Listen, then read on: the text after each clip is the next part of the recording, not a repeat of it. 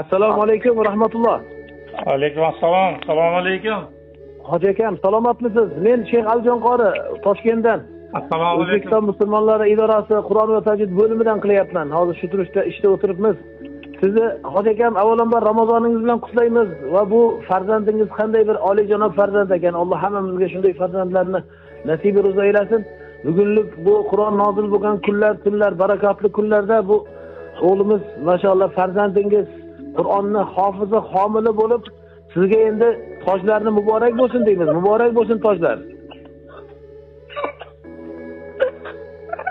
Maşallah bu o'g'lingiz Qur'onda hofizi bo'libdi-ku, homili bo'libdi. Bizdan hozir shu duo so'rab, dadamga shu xabarni siz bersangiz deyapti. Maşallah. Onalariga ham muborak bo'lsin, sizlarga muborak bo'lsin. Ilohim hamma farzandingizdan mana shuni ahli Qur'on bo'lsinlar. Boshlaringizga izzat, viqor tojini kiydiradigan ahlullohlar bo'lsinlar. Biz juda ham xursand bo'ldik. Bizni taklif qildik, bizni idoramizga keling, uyimizga, xonadonimizga keling. Kitoblarimiz bor, sovg'alarimiz bor dedik.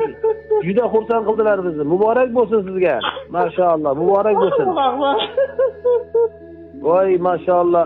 Ramazon kunlari ya, qanday baxtli otasiz, qanday baxtli ota-onalar sizlar. Allohim o'sha har bir umid qilib yurgan ota-onalarga mana shunaqa baxtni nasib qilsin. Amin, amin.